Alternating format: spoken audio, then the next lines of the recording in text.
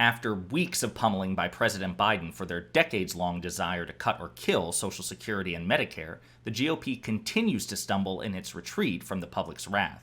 Intrigued? Then click that like and subscribe and enjoy the video.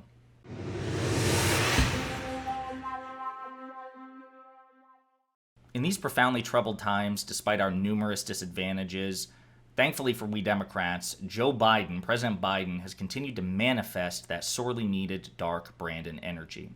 And we saw the return of that mimetic swagger around the time of the State of the Union, in which the president vastly exceeded expectations by virtually every consensus, every assessment, including by many conservatives, including the National Review of all places, in which President Biden not only was animated and energetic, he had relatively few gaffes, he was empathetic, he was rhetorically aggressive, and as a matter of fact, not only did he dunk on the GOP time and time again, and, just almost absorb and deflect their constant heckling and disrespect, he actually, of course, as we discussed in previous videos, he scored a major optical rhetorical win by using political jiu-jitsu and getting them to publicly commit to protecting Social Security and Medicare, two welfare programs that the Republican Party has been seeking to gut, kill, or cut, or privatize for decades. Now, of course, we're dealing with professional congressional Republicans, so they may very well lie, right? The fact that they publicly stood up and applauded the president, yes, we will protect Social Security and Medicare, of course, doesn't mean that a week from now they won't propose to do just that, right? But again, from just an optics perspective, it was an incredible performance. And thankfully, the president has continued applying that pressure since the State of the Union. Once upon a time, I think it would have been the president's instincts to just let up, he jabbed him and then he backs off. But I think now he has the measure of his opposition. Probably still not to the extent that the rest of us would want, but I think he recognizes that collectively, for the most part, the Republican Party, certainly in the House of Representatives, are not going to act in good faith, right? Even if Kevin McCarthy, the Speaker of the House, wanted to act in good faith, he doesn't have the agility or the skill to manage his caucus the way that Nancy Pelosi, the former Democratic Speaker, was able to manage her rowdy, disparate caucus, right? So Biden is continuing to put pressure on the GOP, and it's been in one headline after another, and it's put them on the defensive, right?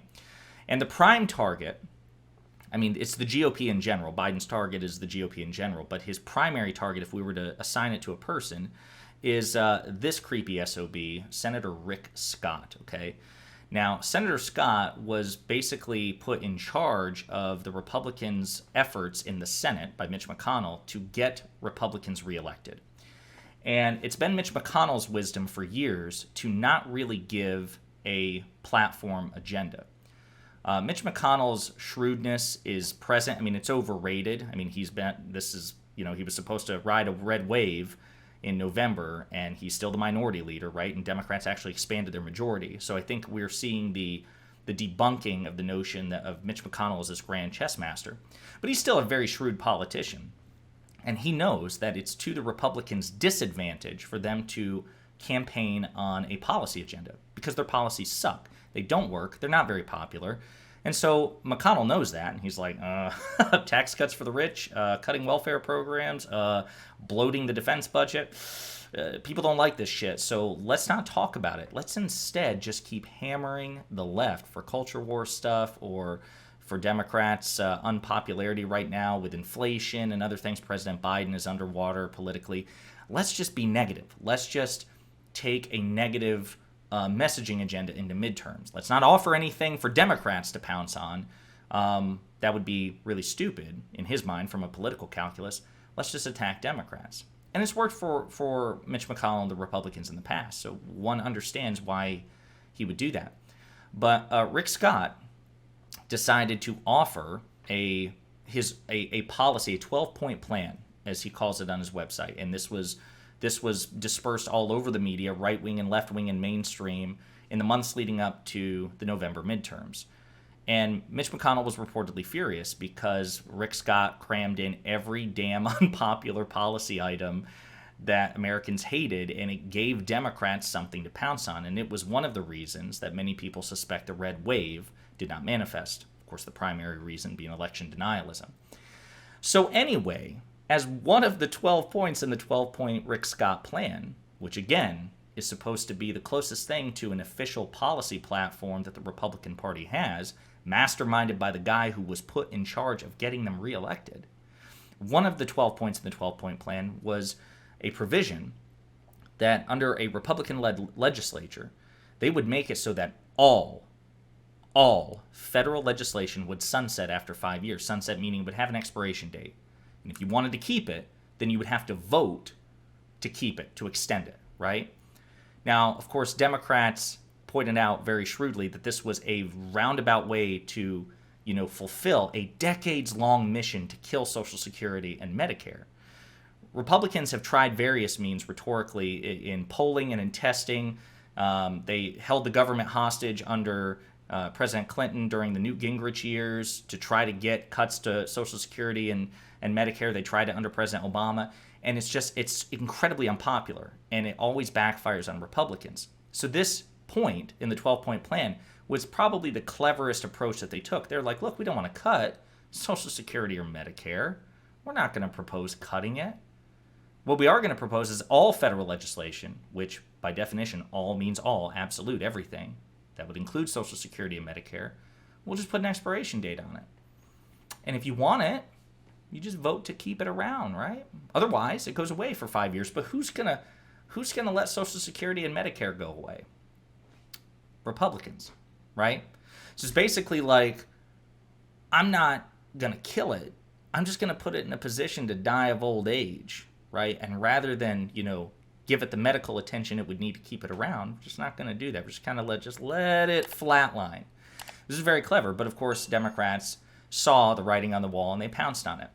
And so this 12-point plan has been the centerpiece of Biden's messaging campaign for the past several weeks because he's offered PDFs, he's offered actual pamphlets. He put it on the seats of every journalist, apparently, during one of his press conferences, right? Just kind of proactively, which is some great savage energy. More of that, please.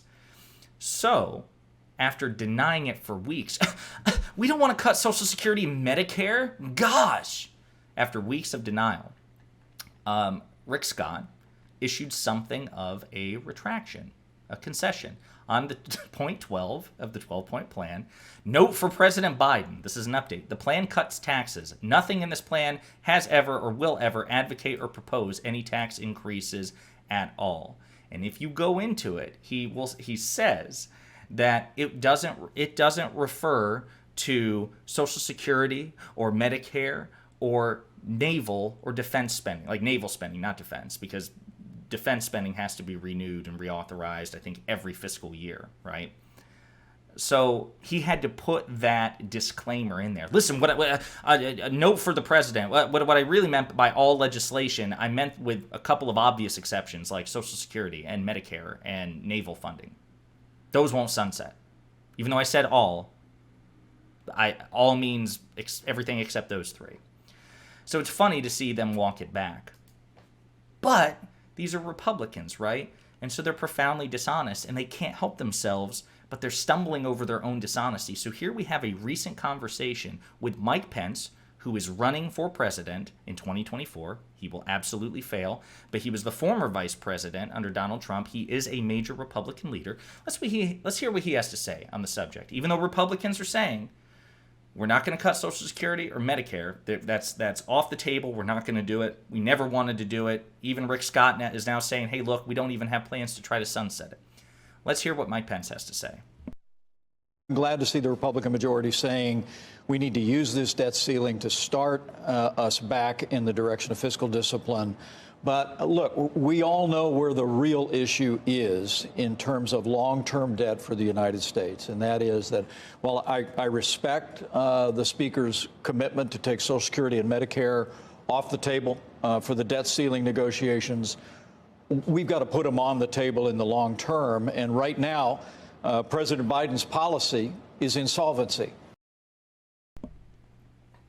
Out of the mouths of babes. But wait, there's more. Here's a great compilation provided, I think, by Brian Tyler Cohen or Midas Touch, which goes into the dishonesty of the GOP on this talking point, just as a refresher. Sorry, we need to zoom out because this guy's Crypt Keeper face is just entirely too large. So let's take a look at this compilation. So that would potentially sunset programs like Medicare, Medicaid, and Social Security. Let's talk about Medicare. But Senator, hang on. John. So it's not a Democratic talking point. It's in the plan. Entitlements ever be on your plate? At some point they will be. That's actually the easiest of all things, if you look. We should try to look at entitlements, look at restructuring Medicare. What they need to be doing is looking at entitlements. Look at Social Security. Look at Medicaid. Look at Medicare. Turning Medicare into a voucher system. It's a really good start. Our entitlement programs, there's no doubt that we have to wrestle this beast to the ground. What's going on with the debt? It's very disturbing, and it's driven by the three big entitlement programs that are very popular: Medicare, Social Security, and Medicaid. Hopefully, at some point here, we'll get serious about this. I'm here right now to tell you one thing that you probably haven't ever heard from a politician.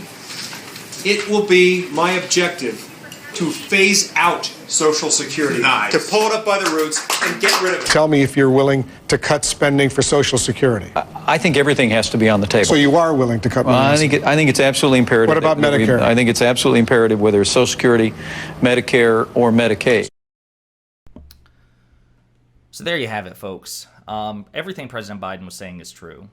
Republicans, of course, will try to make rhetorical games about it, but their desire to kill Social Security and Medicare goes, at least in the modern era, back to Reagan. Okay, and they made, again, efforts to do it under Clinton when Newt Gingrich was Speaker. They attempted to do it under President Bush. They attempted to do it under President Obama.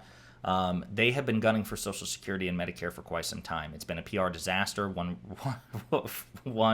time after another. That's why Medicare is referred to as the third rail of politics, because if you grab it, you're going to get electrocuted.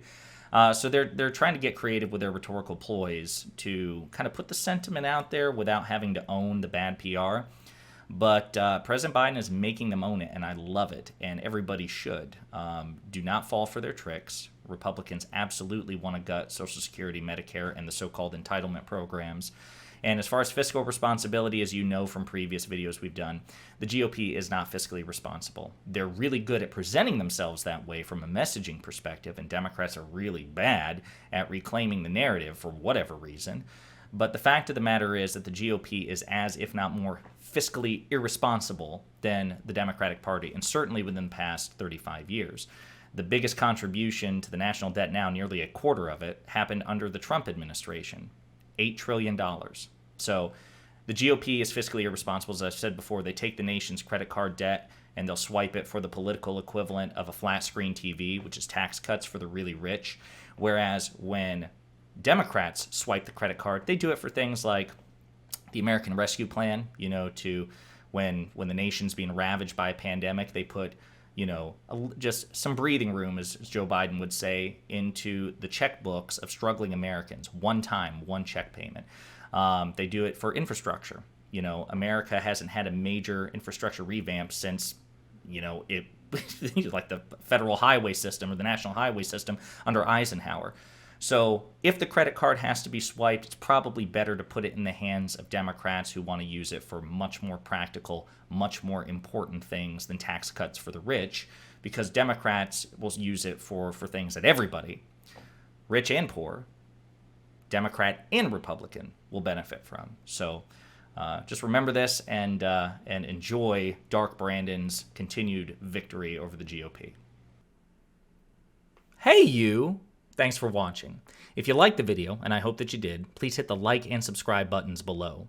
And if you absolutely hated the video, the best revenge for you is also to hit the like and subscribe buttons below. That'll teach me. If you want to share an opinion or share some feedback, go ahead and leave a comment, all right? 2023 is a year of change, hence the aggressive rebrand and commitment to new content. Inspired by my friends Luke Beasley and STV Philly, my personal goal for this channel is to hit 40,000 subscribers by the end of the year. So I'm hoping you'll do me a solid by spreading the word and the videos to potential fans and hate watchers alike. And in the meantime, we'll be pondering politics again with you very soon.